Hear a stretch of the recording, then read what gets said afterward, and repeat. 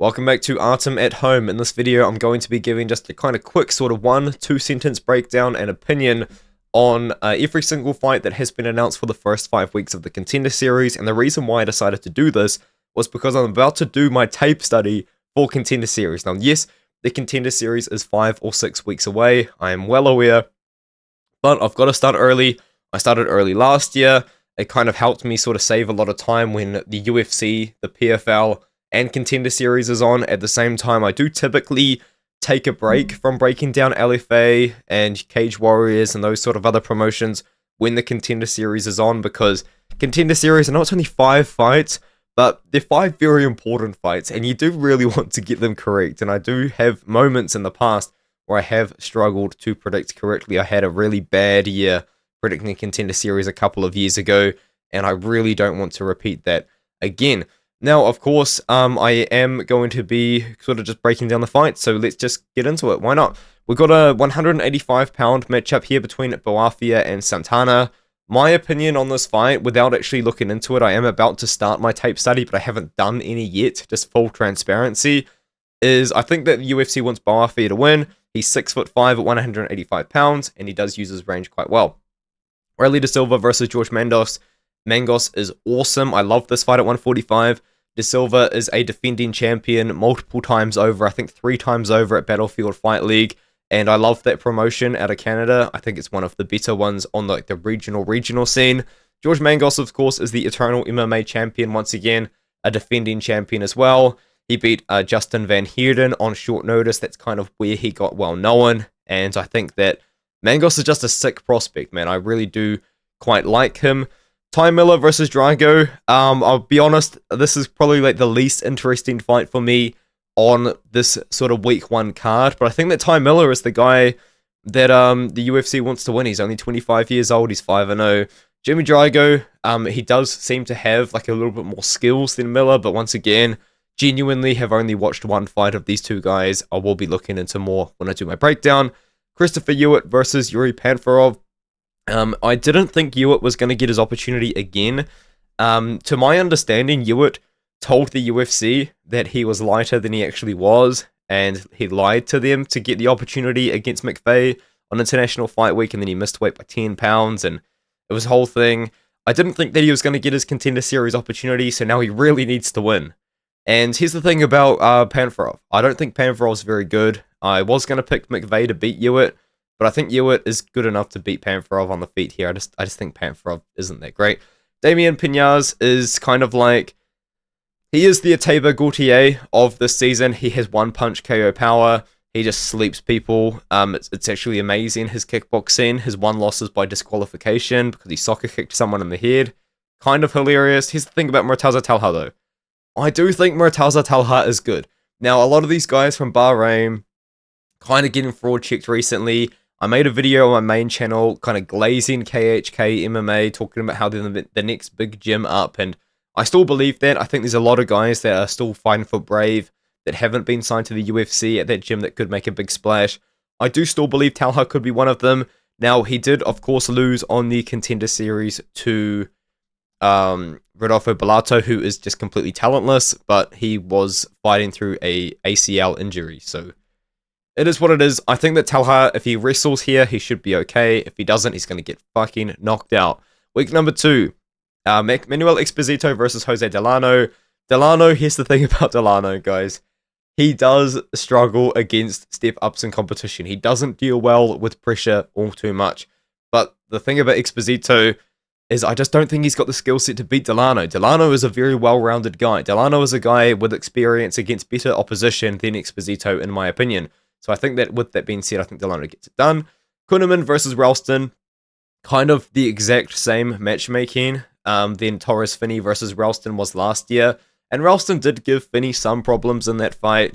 I know it wasn't the most exciting performance from Finney, because Finney was just taking down Ralston relatively regularly. But on the feet, I thought Ralston had his moments, and I will admit, I was quite high on Finney going into that matchup. I did think that Ralston was going to struggle a lot more in the striking than he did, and I think it wasn't a bad performance for Ralston, but Kunneman is a very, very active guy. He's fought like 5 times in 6 months or something ridiculous, And I think that kind of the wrestling is going to make for an interesting fight. I do like Ralston though. I have actually purchased Ralston merch as well, just to kind of help support him. And I do quite like him as a fighter because he's a fun striker. Quasi versus Jimenez is fun. Jimenez is a guy from Mexico that is mostly a striker. He does have a submission win recently, but he mostly fights for Combate, which is pretty fun. And Quasi, another 8-0 talented fighter out of the US. That's a great fight.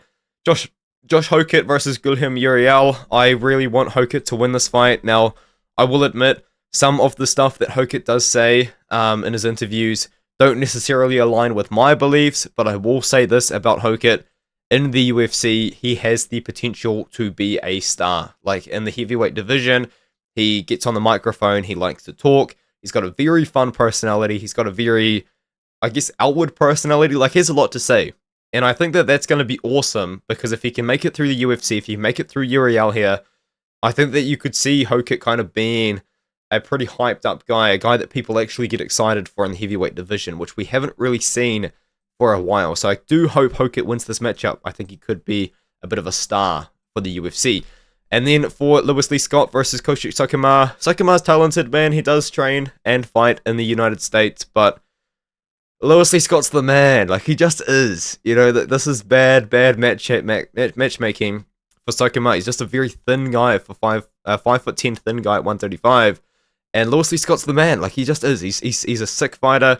He beat Damate Pena, who is boring but very, very talented. Scott, I just think he's the man. I just think he is. I didn't expect this to be a Lewis Lee Scott glaze session, but I think Scott is going to knock out Sakuma. Vitor Costa versus Ryan Gandra is fun matchmaking because, you know, there's just two guys that are going to throw down at this weight class, 205 pounds. This is, I thought that Costa was 6'7". I don't know why I thought that, but Costa's got good wins in Jungle Fight. Alec Lorenz versus Abdul Rakam Yakiaev. Lorenz is an interesting Contender Series signing. I just don't think he's ready for the UFC. I think his striking is very far behind what it needs to be. And I think Yakiaev can kind of maybe be the guy to expose that. Marcio Barbosa finally get an opportunity. Now, it is a rumor, but if it happens, Barbosa is sick. Barbosa's like a one-punch first-round absolute domination machine. He is legendary. In that sort of state, I'm going to cough. Give me one moment. I am back. Yeah, just knocks people out in the first round. He's awesome. Has a loss to Gabriel Santos, but it was a comeback win. Anyways, we can move on to week number 3, which I lost. So just give me a moment while I fill in the time. This is my second channel, guys. We don't need to be that professional. Brando Pericic versus Alicia Ellison. I'm not too sure why Dapology has decided to, you know, turn their backs on the great country of New Zealand, CKB. It's not in Australia. Brando Pericic, he's not Australian. He doesn't train in South Australia. He trains in New Zealand. He trains in Auckland, New Zealand. Unless he's moved to Australia. Maybe he has. In that case, I apologise. But I thought that Brando Pericic was like Serbian or something. He's born in Australia. Okay. Alright, whatever. I think he beat Alicia Ellison. I actually did look into this because I do like Pericic. He does have a loss to Randall Raymond, and I know Raymond does have a good record. I just don't think he's that good. I just don't. He was kind of looking good in that match up until then, though, but he's just been can crushing. I'm just going to say how it is. I'm sorry, CKB fans. He has been can crushing, man. Like, he really has, but Ellison didn't really impress me that much. I think Pericic should beat him. We can now move on to, I believe we're up to week number 4. Probably the best week so far. I love this week. Jack Congdon versus Jean-Paul Lesboyani is awesome. I picked Jean-Paul Lesboyani as an underdog against Keegan Genrich, and that was a sick pick in the LFA. I swept that card. Very, very happy about it. Congdon, I will be honest, not that familiar with him, but I am very familiar with Jean-Paul Lesboyani. Does have a loss to Jacoby Jones, which isn't a good loss at all, I will admit, but he's pretty fun. He's a good grappler. Frank Silva versus Antoine Ho. Here's the problem for Antoine Ho. This is the same matchup as it was for Lorna Kavanagh, except Frank Silva is just a little bit more aggressive. You know, he's only 21 years old. He's never really been hurt in his fight, so he just comes forward and just bombs away. Skillfully, though, Antoine Ho is the more skilled fighter. I do think that Antoine Ho should be able to use his wrestling here. Tonya McMillan versus Cody Law. McMillan is massive for this weight class. Is this 145? It is. He is going to be gigantic for 145 pounds, man. I think that McMillan, in hindsight, would have absolutely smoked Austin Bashi. Law has been exposed multiple times now in Bellator. He's a good wrestler, but I don't think he has that much more to offer aside from that. McMillan, sick striker, relatively sick grappler. I would like to see McMillan win. Samuel Silva, he snatched the opportunity from George Hardwick, coming on short notice, beat George Hardwick in a very close fight. Mandonello is a former Bellator guy. Very interesting Contender Series signing here. Mandonello is just not very technical at all. Like, he's quite sloppy.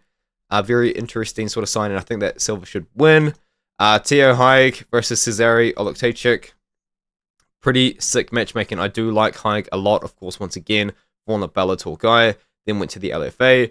Hasn't been the best competition at all. And he is taking on a massive step up in competition in Oluktaychik here. Seems to be interesting that the UFC signed a lot of guys from Poland. I like that. Now, typically KSW has all of these Polish guys, and if not, it's FEN. But Oluktaychik could be interesting if he can get by Haig. Looks like the public is all on Oluktaychik. I'm very interested to do the tape study on this one here and educate myself more on Oluktaychik because I'm only very familiar with Haig. Let's go to week number 5. William Pat versus Anthony Garasio. I would be lying to you guys if I said I was familiar with both of these guys, but Garasio does have a win over Schoenfelder, who was on the Contender Series, I believe, a couple of years ago. Pat is 6'5", which is pretty massive. I'm not too sure about these two guys. Chanel Dyer versus Foro is awesome. I'm not too sure why this was the first fight that was announced for the Contender Series. It's on week number 5, but this is the first fight we knew about. It's a striking fight. Chanel Dyer was a sick prospect for PFL. Not sure why they let her go, because I do think she is talented. I do think she's a good striker. I do think that she is someone that could make her name for herself out of England. Foro is fun too. She's a striker, but honestly, I think that Dyer is just better. Ivan Ganitsky versus Felipe Franco. Felipe Franco. He's coming off... He's not. I lied. I was going to say he's coming off a big win, but he's not. This is one of those guys.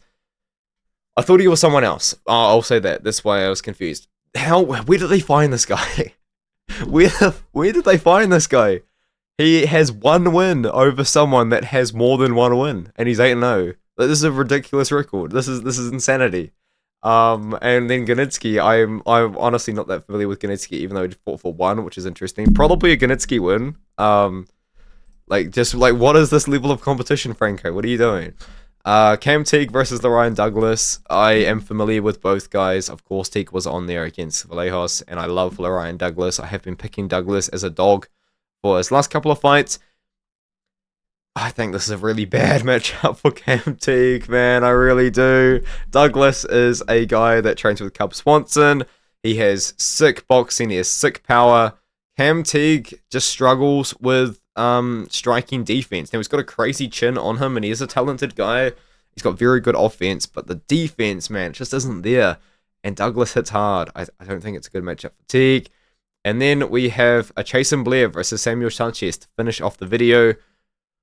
I'm not too sure why the UFC really wants Chasen Blair. I'm not really all that high on him. Now, we did take a short notice matchup against Cody Steele, so maybe the UFC was like to him, hey, you did us a favor. Can you, we'll bring you on next year if you get a win. And he did. Here's the thing about Blair. He is a good grappler, but there's just one thing about him, man. And I know, like, he lost to Ahmad Hassanzada. Not a good look. Samuel Sanchez, once again, like, where did they find this guy? Fighting for Demo fight. This is a promotion that does not have a good reputation. I'm interested to look into him, though. That's it. Let me know if you think of the video. Now, I think some people would probably think, oh, that was just a waste of time. You just gave initial thoughts, this, and that. Yeah, I guess so. But yeah, I just really wanted to make the video, so I'll see you guys in the next one.